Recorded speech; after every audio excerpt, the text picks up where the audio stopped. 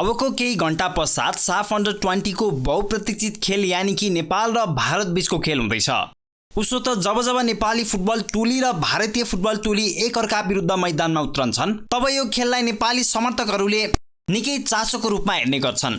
अहिले भने यस खेललाई चासोको रूपमा हेर्ने कारण नेपालको भारतसँग खेल हुनु मात्र होइन, यस खेल जारी अन्डर 20 साफ च्याम्पियनसिपमा नेपालको लागि फाइनलसम्म पुग्न निकै नै महत्त्वपूर्ण खेल हो।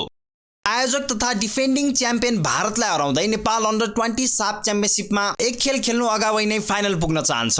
यस खेल भारतको भुवनेश्वरको कालिङ्गा रङ्गशालामा आइतबार साँझ 7:15 सुरु हुनेछ। यस खेलको प्रत्यक्ष प्रसारण स्पोर्ट्स वर्ल्डको युट्युब च्यानलबाट हुनेछ। त्यसैगरी 11 स्पोर्ट्सको वेबसाइट र एपबाट पनि यस खेलको प्रत्यक्ष प्रसारण हेर्न सकिनेछ। लाइभ स्ट्रिमिङ हेर्न मिल्ने लिङ्क हामीले तल डिस्क्रिप्सनमा राखिदिएका छौं।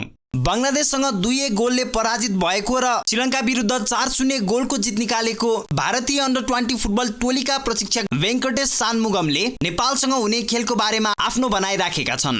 उनले भनेका छन्, म्याच जित्नु सबैभन्दा महत्त्वपूर्ण पक्ष हो। श्रीलङ्कासँग फराकिलो जित निकालेको सन्दर्भ जोड्दै उनले भनेका छन्, राम्रो अन्तरले जित्दा खेलाडीहरूलाई प्रतिद्वन्द्वीको रक्षात्मक पंक्ति तोड्न सकिन्छ भन्ने विश्वास हुन्छ। मलाई आशा छ कि नेपालसँगको खेलमा पनि हामी त्यही मानसिकताले खेल्नेछौँ। त्यसैगरी श्रीलङ्कासँगको जित पश्चात उनले भनेका थिए, यो त पहिलो जित मात्र हो। श्रीलङ्का विरुद्ध हाम्रो राम्रो प्रदर्शन भयो, तर अब हामीले नेपाल र मालदिप्स विरुद्धका पछिल्ला 2 म्याचमा ध्यान दिनु आवश्यक छ। यो नतिजाले पक्कै पनि खेलाडीहरूलाई धेरै आत्मविश्वास प्रदान गरेको छ र उनीहरू बलियो मानसिकता बोकेर नेपालसँगको खेलमा मैदानमा उत्रनेछन्। नेपालसँगको खेल हाम्रो लागि एकदमै महत्त्वपूर्ण छ र यो कुरा खेलाडीहरूलाई पनि थाहा छ। यो निकै कठिन खेल हो। नेपाल पनि आफू राम्रो टोली भएको साबित गरिसकेको छ। दुवै टोली लगभग एकै स्तरका छन्, त्यसैले यो कठिन खेल हुनेछ। तर हामीले आफ्नो वास्तविक खेल खेल्नुपर्छ र आफ्नो कार्य गर्नुपर्नेछ।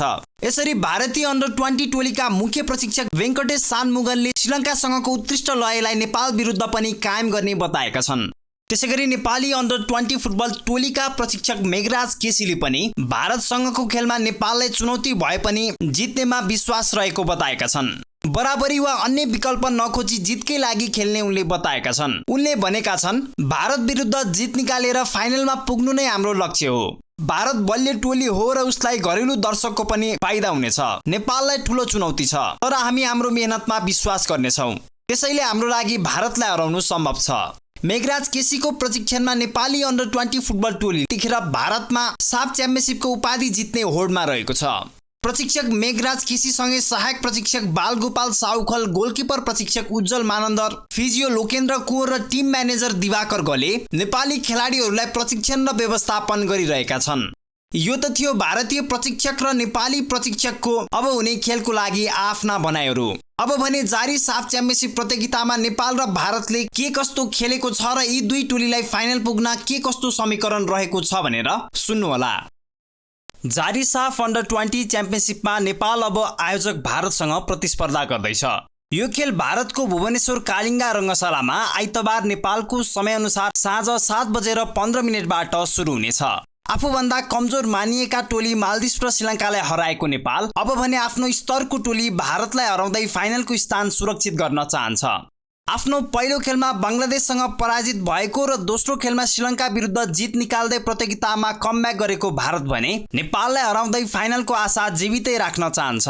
3वटा संस्करण सम्पन्न भएको अन्डर 20 साफ च्याम्पियनसिपको छोटो इतिहासमा नेपाल भारतभन्दा सफल टोली हो, किनभने नेपाल अहिलेसम्म 3वटा अन्डर 20 साफ प्रतियोगितामा 2 पटक उपाधि विजेता भइसकेको छ भने भारतले 1 पटक मात्र उपाधि उचालेको छ। नेपाल सन् 2015 र सन् 2017 को साफ विजेता हो भने भारत सन् 2019 को साफ विजेता हो।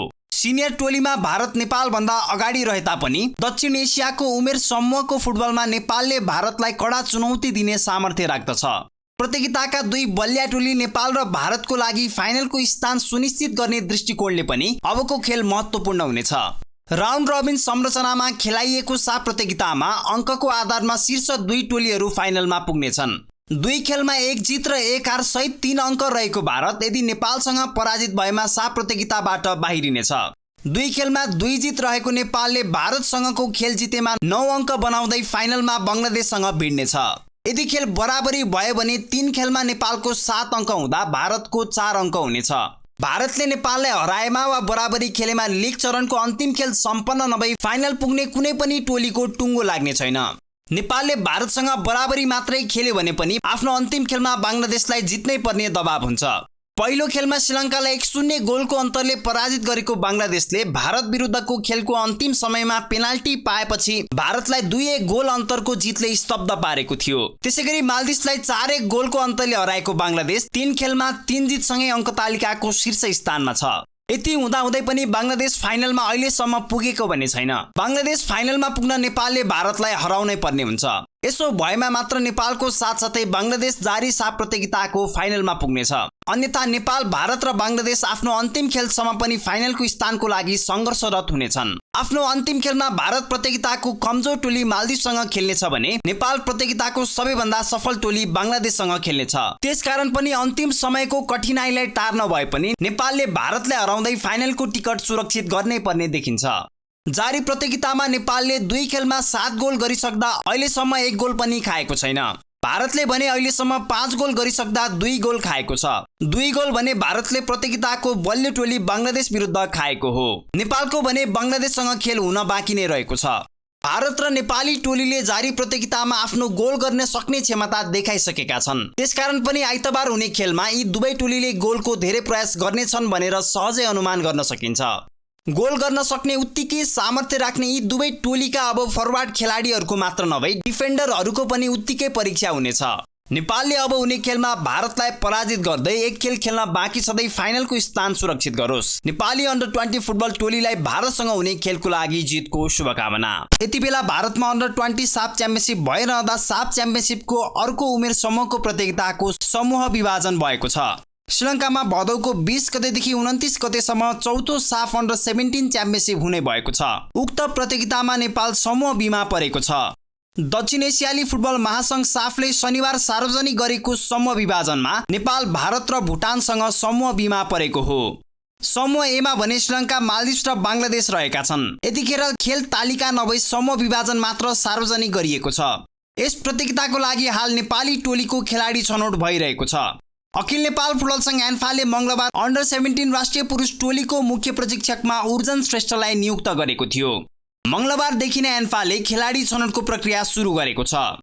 साफ प्रतियोगिताको लहर आइरहेको बेला अन्डर-17 प्रतियोगिता मात्र नभई नेपालले आयोजना गर्ने महिला साफ च्याम्पियनशिपको पनि समूह विभाजन भएको छ। महिला तर्फको साफ च्याम्पियनशिपमा नेपाल समूह बीमा परेको छ। भदौको 21 गतेदेखि असोजको 3 गतेसम्म हुने यस प्रतियोगितामा नेपाल समूह चरणको खेलमा भुटान र श्रीलङ्कासँग खेल्नेछ। समूह एमा भने भारत, बंगलादेश, मालदिभ्स र पाकिस्तान रहेको छ। सन् 2019 को महिला साफ प्रतियोगिताको फाइनलमा नेपाल भारतसँग पराजित हुन पुगेको थियो। अहिलेसम्म भएको 5 वटा महिला साफ प्रतियोगितामा भारतले 5 चोटि नै प्रतियोगिता जितेको छ। नेपाल भने साफ प्रतियोगिताको 5 संस्करण मध्ये 4 पटक फाइनलमा भारतसँग पराजित भएको छ।